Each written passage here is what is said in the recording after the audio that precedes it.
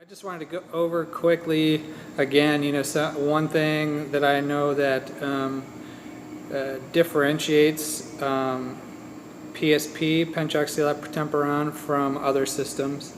It is also related to the timing ratio, which I spoke about in the first one.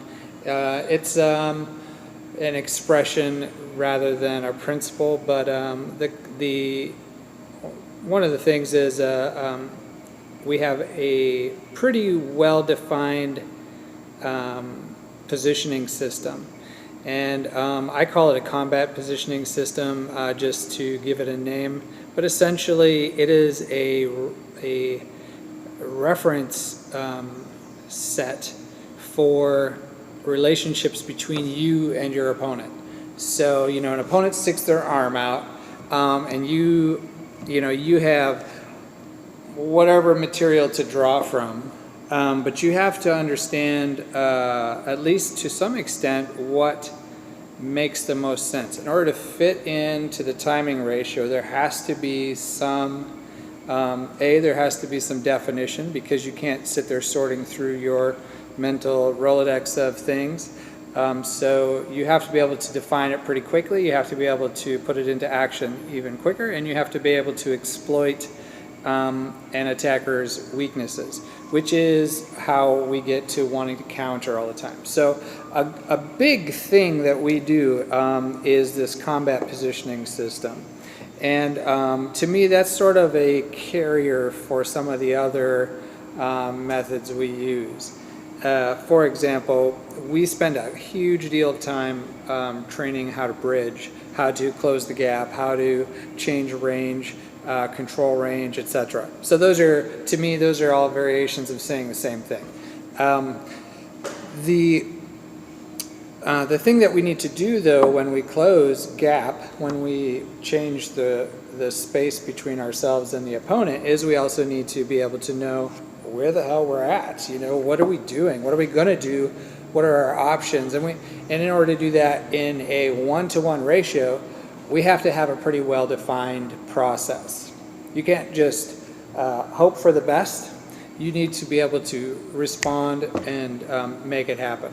And so what basically has happened is, I had studied Pencak Silat Pertempuran, and in that system, there's a lot of really awesome Silat systems. There's a lot of really awesome martial arts, but specifically I was drawn to Silat, the way it moves, the grace, the beauty, but also the power and the body culture it develops and all that stuff. To me, fit me, it made sense. And when I started studying it, I started learning a lot of things that I didn't really see addressed very well in other martial arts, at least not in a way that made sense to my mind and my body.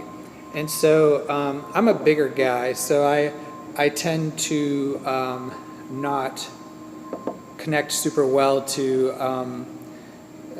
finesse types of methodologies. And so when I started studying Pomor, there was this, they have what they call masukan, but they basically have just foot entries. And but their foot entries really, are pretty critical.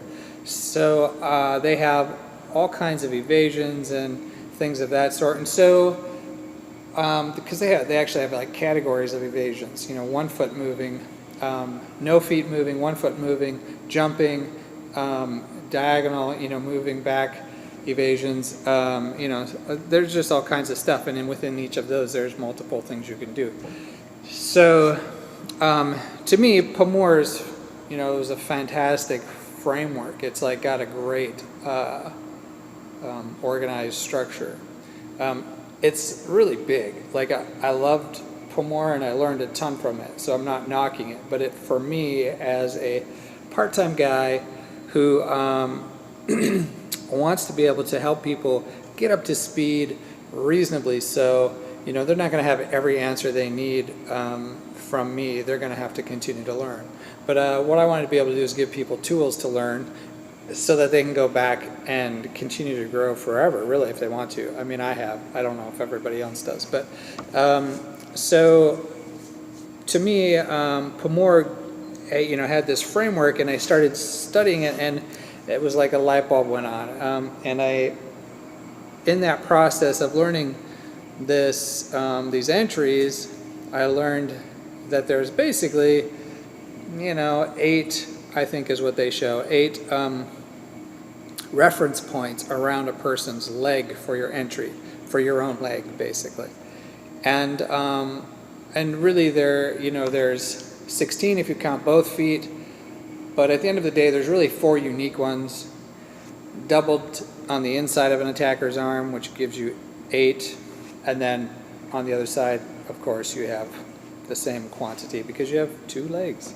So, that is what happened. And I've added actually 4 more to that because I include things like stepping on a person's foot. So then there's 2 methods for doing that, and they're inside and outside, both feet. So you actually have, for us, a few more. But that pretty much covers everything you can do to a person's leg with your own leg.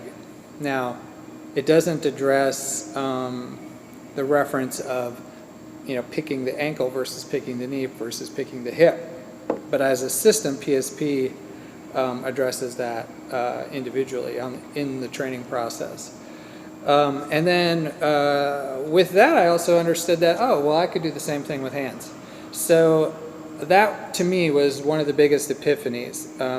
I could combine my knowledge of how to step in and enter, and also then understand how to engage with my hands. And that became, for us, a combat positioning system. So it allows us to be able to, in an instant, respond to somebody and put ourselves in an advantageous position, depending on situation, using our feet, using our hands, using our elbows, using combinations of those things. And it sort of becomes this, it's a real small framework, but it becomes pretty infinite as far as your ability to combine them. And you don't have to practice all of the combinations. That's what's cool, because your feet are separate from your hands are separate from your elbows, and so on. And so you kind of can build these this framework up so that it gives you, sorry, there's some noise back here. It gives you all this ability to combine things, and you could combine like one foot from, they step forward with their left foot, but they punch with their right hand. You can engage both of those essentially independently, and it will yield something else than your, normal, right hand, right foot. So it becomes kind of a framework for crossing and for development. And out of that really is what's born all of our methodologies. What I've done basically is gone through and show, okay, so if you're going to do these motions from Pencak Silat, which are useful for weapons and for training, right? But they're also useful for exchanging from inside to outside. They're useful for exchanging from high to low and from left to right. And so, maybe, you counter somebody and they strike with the other hand, you can use this what we just call an exchange, which is pertukaran. And you can pick up the other hand and switch it out and do the same thing on the other side. So you might strike, catch the other hand, and strike again. And it's basically the same technique done on both sides of their body. There's some footwork involved to get the right angle and all that stuff. But again, that's all part of this combat positioning system. And I don't know another system that really has that. I know people who almost everybody uses the material, but I don't see anybody really putting it together in a framework like we have. And to me, that's pretty important, because it really gives you some definition, right? Because combat, to me, when you're fighting with somebody, battling with something, it's chaos, right? Like, there's no definition about how it should start and end, and there's no definition about what should happen in between. So part of that process for us is drilling the same things over and over and over in a variety of ways, in a variety of circumstances, and you just do that until it becomes what you do and how you respond. And then doing that with the idea constantly in your head that this is a timing ratio, right? You don't have 30 seconds to get into position, right? Like, you have to be able to do it in the same amount of time that they strike.